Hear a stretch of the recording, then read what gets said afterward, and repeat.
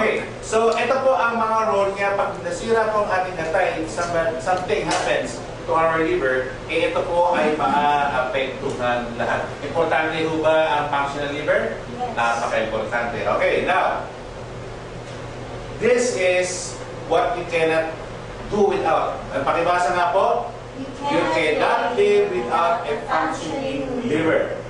Okay? So, napaka-importante po niyan at ang inyong pwesto ng liver, yung po nakita nyo, may po nakaharap yan, nasa bandang kanan.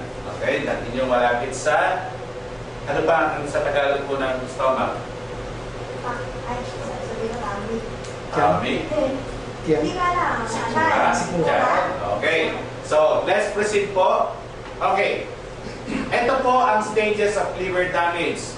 Lalo na po, pag kayo po ay madalas kumakain ng mga masebo, kumakain kayo ng fatty foods, deposit of fat causes liver to enlarge. Okay, mga medyo lumalaki ang tiyan, okay, pero sa pag-inom, yan po ay pwedeng sinyales. Nagde-deposit po yung mga fats sa loob mismo ng liver. Okay? Medyo meron tayong kaibigan na umalis. Okay, ayaw makinig. At baka raw siya yung fatty liver na. Okay? Now, tingnan niyo po itong picture ha, sa mga nanonood po. If there will be a fatty liver, especially if you are fan of taking these meats, especially sa mga drinking session, una alcohol, hindi na maganda, ano pa natin ng mga foods that are high in cholesterol and oil, you can suffer from fatty liver. Madali yung ma-diagnose niya, especially if you have a high cholesterol on your bloodstream. Pagkatapos po natin yung araw, it goes to, pakibasa nga po yung nakasulat, liver fibrosis. Another word for liver fibrosis is scarring of the tissue. Nagkakapeklat na po ang inyong mga atay. Once na nagkaroon po kayo ng liver fibrosis, na po ang susunod, liver cirrhosis. Okay? So, pag may liver cirrhosis ka, ito po, growth of tissue sa inyong loob ay para pong puro peklat na. Okay? At especially po, ito ay hindi malayo sa mga taong medyo obese. Okay?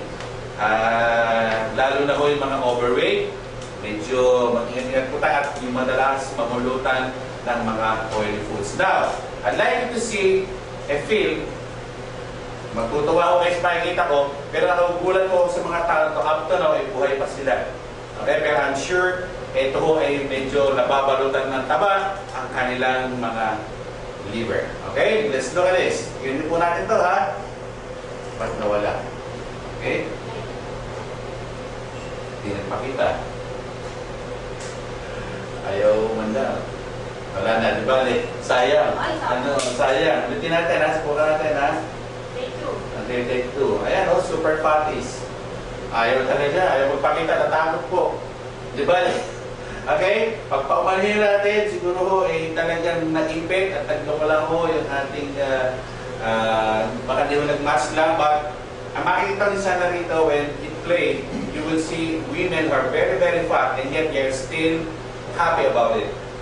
Magugulat ka, tuwan-tuwa sila, ito yung mga parang nasa Guinness Book of Record ng mga babae. But they're happy, natutuwa pa sila and they're dancing. Okay? So, sa nila, sana, huwag tayo matuwa pag ganun ang mga timbang natin. Anyway, let's move on forward. Okay. 12 leading cause of death. Nakita mo niyo yung babae sa kanan? Okay. Kills about 26,000 per year ang liver cirrhosis. Okay, so makita mo yung picture. Pwede ba natin i-ano ng konti? Para makita nila. Hindi yung ilaw. Okay, para makita. Yeah, good. Thank you, sir. Okay, good, good. So kita-kita na ho niyo. This is what I call, makita ho yung tiyan, payat, pero malaki yung tiyan. This is what we call ascites.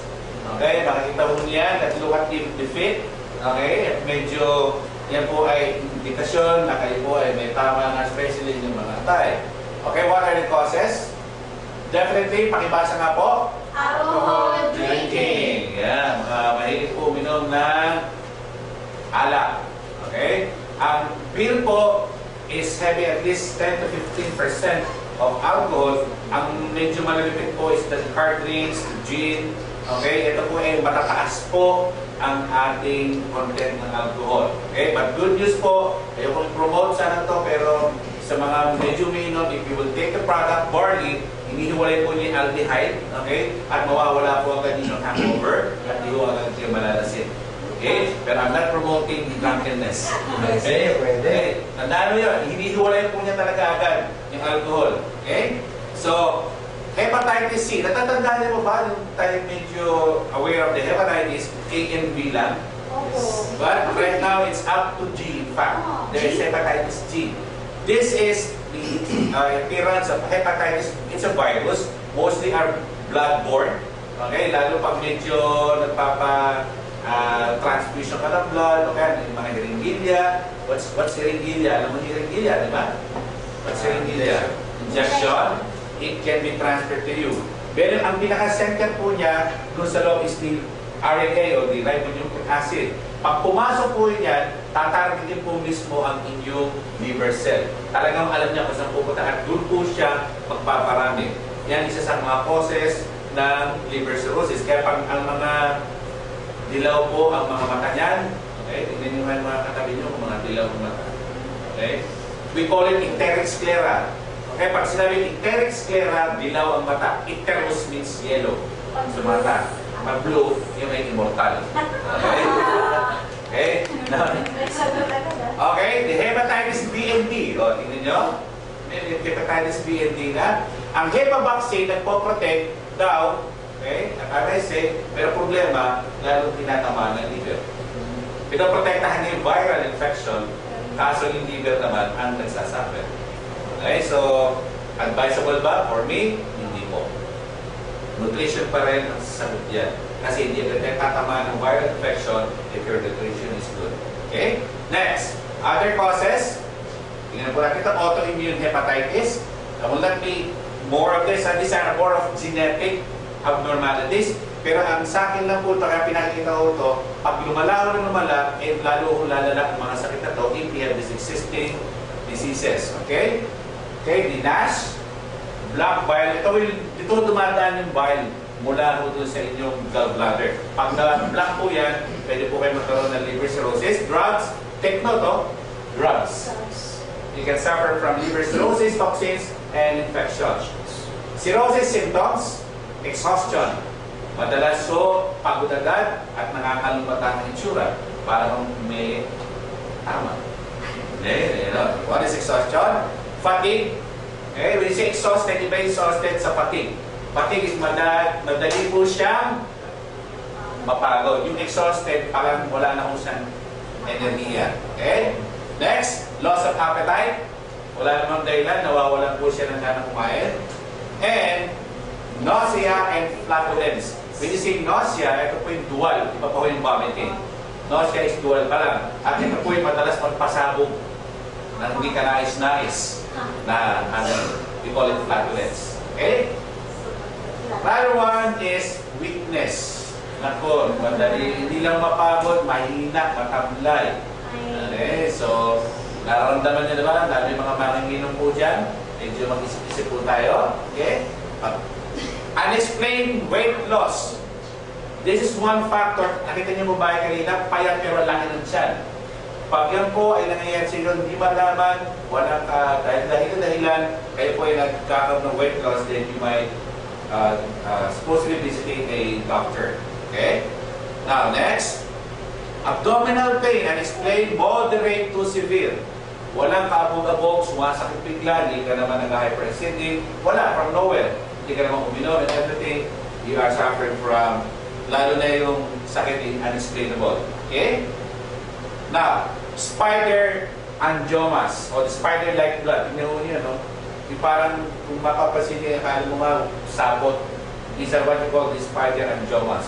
This is a direct indication of a liver cirrhosis. Kaya hindi natin hindi mo balat din, lang specialist na parang sapot ng nagambang. Kaya tinawag na spider angiomas. Okay? Now, complication, ayan po, ascites and edema. That is what we call ascites. Kaya nga when I was still in college of medicine, yung malalaki siyang buong klase, pag nakita namin, tawag namin sa kanila, ay na si ascites. Dumarating na si Dr. Ascites. Kasi yan po ang itsura ng mga mayroong liver cirrhosis. Sa mga dito sa atin, may mga ascites po ba? Wala naman yun. Okay. Speaker lang. Wala, walang ascites yan. Kanin yan, kanin. Okay? Bruising and bleeding. Look at the legs. Okay, medyo that's also a significant indication of liver cirrhosis. Jaundice. When you say jaundice, paninilaw. Kanina, ulitin natin ha, anong tawag sa mata? Icterus o icteric sclera. Pagkatawan na, jaundice. Medical term. Kapag sinabi ng doktor, itong pasyente has icteric sclera, yung sclera is puti. Pero pag icteric, sabihin dilaw. Anti-icteric, walang dilaw. So that's, ito naman, katawan. Dilaw na isa, jaundice. Okay? So ayan, yung normal, ito medyo dilaw na. Okay? So ayan, ang yellowing. Okay? Ang jaundice. Itching. Okay? Itching, pero tsak. Siguraduhin nyo na wala kayong buni. Okay? O wala kayong ibang sakit na mga fungal infection. Tapos makati, it might be a indication of liver cirrhosis. Okay? Another one. Gallstones. Okay? Yeah. You know what's gallstone? Yeah. Ito yung dinadaan po ng bag. Ayun po yung gallstone. Okay? Hindi yung mga, lalo na yung mga may liver sa medyo mataas palagi ang content ng sodium o mga maalat o mga kumakain madalas ng sebo. Okay? It can happen to you having gallstones. Okay? Toxins, blood, or brain. Pwede tamaan po. Okay? Sensitivity to medication. Ayan na, portal hypertension. Hindi po yung tsura. Halina na question po yung question ninyong mga atay. Okay? Now, ayan po, varices. Tingnan niyo po yung si varices. Hindi lang rito sa, yung si varicose veins, pati ho sa tiyan na may mga severe liver cirrhosis ay pwede mangyari yan. Okay? Okay po ba? Okay? Baka kaya naman yung iba. Buti nga, di na, mamaya pakita ko na rin sa inyo how a liver transplant can undergo. Okay? Okay, high blood sugar. Okay? This is an patient who's injecting already insulin. So, it may be a predisposing factor for liver cirrhosis. Ayan na po, liver cancer. Okay? Nakita niyo po yung itsura ng may isang tama ng cancer sa kanilang mga atay, especially due to alcoholism. Okay? Now, problems in other organs, immune system dysfunction, infection, take note. Diba sa po? Impotence. Impotent. Okay? So, pag medyo dito maganda ang arginine natin, diba sir? Ating arginine, it corrects the impotency. Okay? The 90% erection will come if we have taken our arginine. Okay? Now, kidney dysfunction and failure. So, ito yung other problem pag tinamaan po kayo na liver cirrhosis. At last but not the least, makibasa na po, pwede kayo magkaroon ng osteoporosis o pagiging brittle ng buto. Meron ka ng tama sa atay, tama ka pa sa buto, lalo na kailangan mong naka-insure. Nawawa naman mahigit. Okay? Now, treatment. Pakibasa nga po. 1, 2, 3, go. Liver damage from cirrhosis cannot be reversed, but treatment can stop or delay further progression and reduce complications. Ano ibig sabihin ito? Pag tinamanan mo kayo dyan, wala na pong remedyo. Isa lang pong remedyo na especially liver transplant. Problem is, if there will be a donor for you, kasi sepsin gustong hatiin yung atay para ibigay. Unless it's a direct relative of yours. Diba? Kung kayo po ay mayroong ama, I think, sino ba yung kay Senator Cayetano? Diba? Ayun. That's a heroic thing. Okay, pero bihira din ng tao na sobrang nagmamahal. Kasi actually, pag maganda po ang status ng nutrition nyo, the liver that had been cut off can grow again. If you have a good nutrition. Pero pag wala ho, hindi pwede. At kung hindi kayo healthy, bigyan donate the liver. Okay? So, ayan po wala pong treatment. So, anong solusyon dito? Dapat magandaan din yung nutrition. Okay? Dahil hindi na ho pwede siyang ibalik, especially pag cirrhosis na. Natural remedies. Ayan. Okay, look at this, liver cirrhosis and fatty liver. Ano yung naka-green? Chloroquine. Found in barley, it's a powerful detoxifying agent for liver. It removes carbon monoxide, lalo yung mga nasisilot natin. Diba? There's carbon monoxide and carbon dioxide in the body.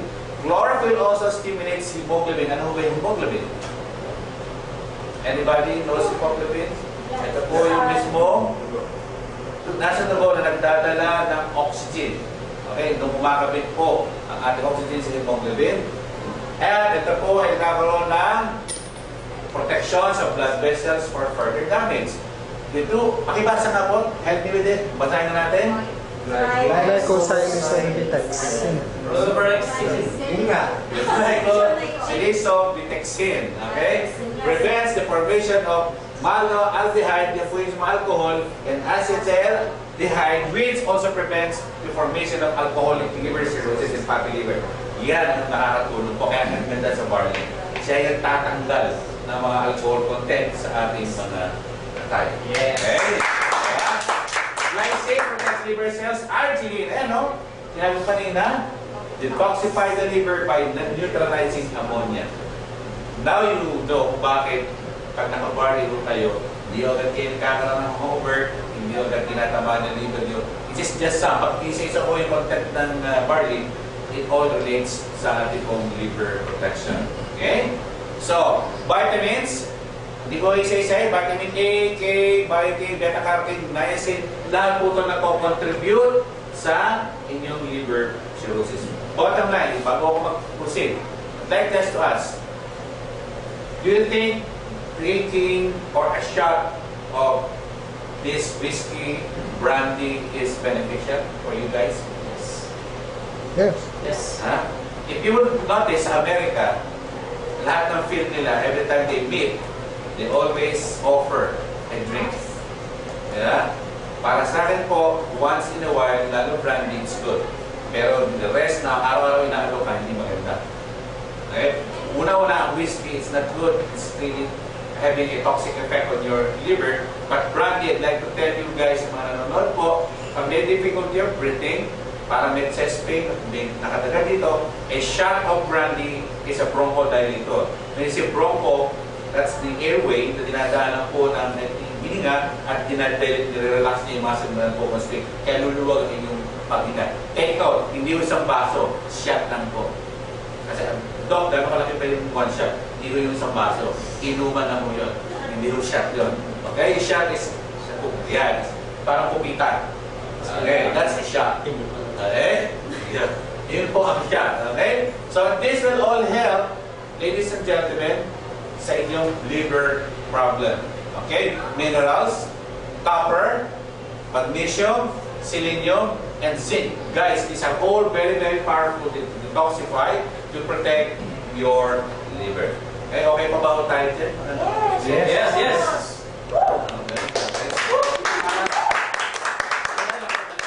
Mukhang live eh. Kayo rin dito, kaya mukhang di live eh. Mukhang... Bale, siguro, may request po kasi sa akin, mga parahuhin natin nakikinig at nanonood. Sabi nila, Doc, kailangan mo niyo ba itatatil yung sexual reproduction? Ako, sabi ko, I think, ini-insist nila kung pwede rin December with the go signal of Sir Rabbit, siguro pwede ko isingin this December, lalo na yung mga di romangkaanak on how to really have a good sexual reproduction with the approval of Sir Abed and the management of something.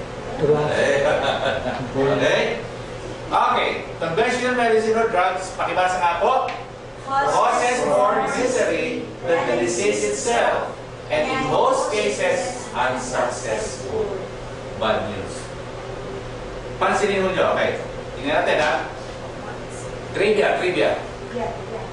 Pag kayo po ay may hepa, napapansin niyo ba ang doktor ay binibigyan kayo ng sweets,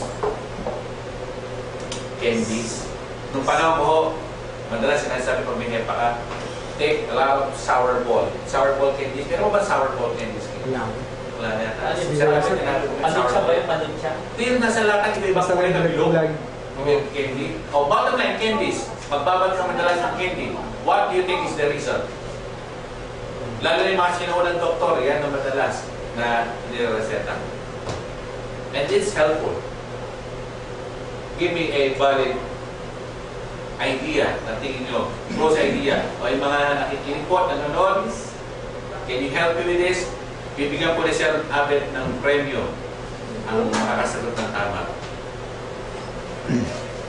Hindi bimik si Sarabit.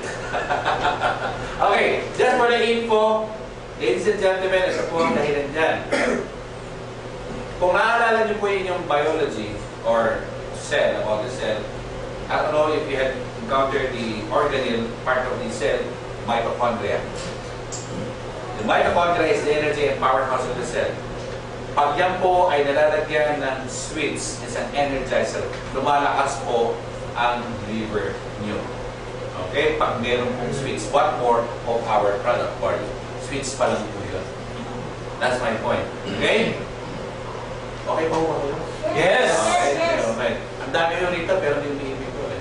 Okay, so, kaya lang napaalala sa inyo, dapat alam niyo yung basic bakit binibigyan ng switch ang mga big impact. To strengthen. Wala akong gamot kasi it's a viral infection. So, ang gamot, bottom line na sabi, it's not useful. It's not successful. Kaya pag meron po kayo nakita ni resetahan, think twice, hindi yung makakagandala sa mga, lalo na sa may mga tama ng liver cirrhosis. Okay? Pakibasa nga po ulit. Facilitating the God-given healing capacity that all of us have is the healing. What is the God-given thing? The immune system. Very, very powerful. Pag yan po ay medyo talaga napalakas nyo, especially nutrition, wala po tayong dapat alalahanin sa mga sakit na ito. Okay? If you will look at our young barley grass, okay, ito yung sinasabi ko, halos lahat po yan ay interaction in terms of healing the totality of mankind. Kaso lang po, if I will be discussing this, okay lang ba sa inyo mga nanonood? Bukas na matapos natin. Yes. Okay lang? Pwede. Pwede, di ba? So, bottom line, ladies and gentlemen, lahat po to is having a synergistic effect. When you say synergistic, tutulong-tulong, especially para ma-relieve kayo of all your diseases from head to foot. It's not a cure-all, but definitely it will try to help all the organs inside of you. Okay? Di-discuss ko lang po siguro to one time, isa-isa, most probably by next year, I will start with all the vitamins. Sabi nila iniisip ko eh. I'll start with all of these vitamins and hanggang sa dulo ng amino acids para na-appreciate nyo lahat. Kasi madalas na natin nababanggit is the arginine. Diba? And dami pa dapat natin banggitin. Are you aware that potassium, nasaan ang potassium? Is it a vitamin, mineral, enzyme, amino acid? Mineral. Ha? Potassium. Alam niyo ba, pag low in potassium, recent studies, madali kayo magkaroon ng cardiovascular problem. On top of vitamin C. Potassium is needed for you to avoid all cardiovascular diseases. Okay? Now, father medicine, again, we go to the basics. Sabi niya, let your food be your medicine and your medicine be your food. Sabi niya po rito, a wise man should consider that health is the greatest human blessing. The father of medicine. Bakit po tayo lalayo sa sinasabi niya? We have to do what it said before. At ang pinakagusto ko na sabi niya rito, ito, sabi niya, look at this, he treated these patients with, sabi niya una, proper diet, fresh air, change in climate, attention to habits, and definitely, look at favorite diet niya for the sick, barley, gruel. So, if you look at this, at yung ating pinag-aaralan po, even in the Bible, barley is being endorsed by the Almighty God. Ang bakit pa tayo lalayo? And kaya kung sinasabi dito, ito is a combination, this is what we call holistic approach. It's a holistic approach. Kaya nga, again, I was reminded na pinuntahan natin po ni Sir Willie. Kamusta nga pala yan, Sir Willie, yung ating cancer patient? Hindi na, ha? Hindi na nag-reply. Akala ko, wala na eh. Akala ko sumalangit na eh. Okay? The point ko, Sir Willie can remember, nung pumasok po kami, kulog na kulog yung kanyang bahay, wala pong air, at ako, it smells not good, if you will agree. And I will always remember of the approach of Hippocrates, lahat po kailangan dito, ito wala siya, ito pa nga, guda pa ako sa proper diet niya. What's my point? Any patient, remember, try to treat them holistic. Hindi pwede, kasi we are made up of what? Body, soul, and spirit. Hindi mo pwedeng i-alis sa doon. You have to take the totality of a person. Okay? Look at this. Left foot medicine, Hippocrates, the father medicine. Ito po, pakibasa nga po yung doktor na to. Dr. Victor Rasili. Talagang mga big, no? Talagang medyo nasa linya ng medicine. Hindi ko ito edad ko, ha? 1930, Lord, sinabi niya pa, if we eat wrongly, no doctor can cure us. Bigat ko na sinabi niya, ha? If we eat rightly, no doctor is needed. Pwede, pwede. Wala na ako kami ng trabaho. Pwede, pwede. Hindi, ako taga-guide niya lang. Magyari man yan, I'm glad, honestly. Okay? This is a powerful statement. Okay? Pag pinagsama mo yung dalawa, nobody will get sick. Left foot, hindi medicine, at ito lang po, huwag kayo kakain ng hindi tama. The rest, different. Ang ganda po, di ba? So this is cue to sound, okay? So I think, dapat po talaga maging mahalaga ang ating kinakain. Madalas sinasabi, even sa mga health nutritionists, what you take in becomes a part of you. Kung ano yung kinakain, mahilig ka sa isaw, mahilig ka sa mga goto, mahilig ka sa mga bulalo, it becomes a part of you. Okay? Kung mahilig ka sa mga laman loob at mga hilaw na laman, Mahilig ako dyan. matawag po si Sir Raul. Sinabi ko lang, hilaw na laman, mahilig kumain siya doon ng hilaw na laman. Okay? Okay, let's proceed. Hindi ko po ito, ha? Makibasa ulit. Health is not everything, but if you don't have it, everything is nothing. Okay? And next. Makibasa nga po I ulit. will bless you. I will bless you And you will be a blessing. Ladies and gentlemen, I always include this within my seminars and trainings because kahit anong yaman nyo, kung wala mo kayong magandang kalusugan, it's worthless. I'm telling you, health is wealth, sabihin nga nila. And if we have already that wealth, with God's favor and with the help of our good trainers and the company's system, okay, dapat po i-bless. Pero sinasabi, it's better to give Than to receive. receive. It's a golden rule. Mas pagbaal nyo, is good, ano? Sino nangangarap ng yumaman? Pakitaas ng kamay. Okay? Lahat kayo, nakikita ko kayo sa taas. Hindi kayo taas ng kamay. Okay, patilo dyan. Ito po ang payo ko na sa inyo, no? About wealth. What is seed? When you say seed, we have to plant seeds. Ano totoo lang, what do I mean? Don't I mean to seed? Just to give you a rough review.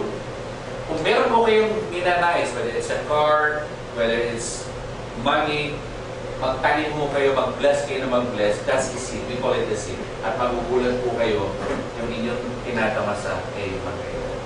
It's what we call sowing and reaping. Okay? Now, with God, right lifestyle and nutrition and Sante International, pakibasa nga po, everything is possible. Naniniwala mo kayo? Yes. Sir Rex? Yes. Naging posible ba? Yes. Alam niyo po, honestly, before I end, this is not a long topic. I admire si Sir Rex po because this is reality in his life. Okay? I made this slogan because I have seen people na nangyari po to, and with this kind of statement inside your mind, everything is very, very possible. Okay? So, look at this. Pakibasa nga po yung meaning ng Sante. Supplying active nutrition to everyone. It came just inside my mind. Sabi ko, Lord, honestly, gusto ko po magkaroon ng acronym ng Sante na talagang mag-fit po sa aming goal and purpose. And it came inside my mind na talaga po parang nilong sa sabi niya, big ito ang tumigil because you are really promoting good nutrition to people, and this is one of my endorsed products. Okay, so supplying, take note, an active nutrition to everyone. Okay? Pakibasa nga po itong last statement natin. Go. What happens outwardly in your life is not as important as what happens inside you. Tama mo ba? What is important is the inside. Pag maganda po ang kaloob yan, naku, maniwala kayo, everything will just go fine, at inyong tingnan na po palagi sa brighter future. Lahat po tayo, may kanya-kanyang trials, but look at the brighter future. Dahil lang yan, lahat ay temporary. Okay? So, In behalf of Sante International, maraming salamat po. God bless. See you again next week, next Wednesday. God bless po. Thank you po. Okay, so maraming salamat po, Doc B. Gonzales. Doon po sa mga nanonood po sa ating mga computer, naway marami po tayong, sa totoo lang ako, marami akong natutunan, no? Lalo sa pag-iinom, no? Kailangan talaga, kailangan meron tayong natawag na proper diet, no? At magkaroon tayo, yung self-discipline, gaya sinasabi ni Doc, kahit ano inom natin ng barley, kung tayo man ay hindi natin didisiplina ang sarili natin, it's useless. So, yun po, no? So, guys, muli po, ito po si Brother X, nagsasabi pong magandang umaga, tanghali, gabi sa inyong lahat. God bless us all. Thank you! Yay!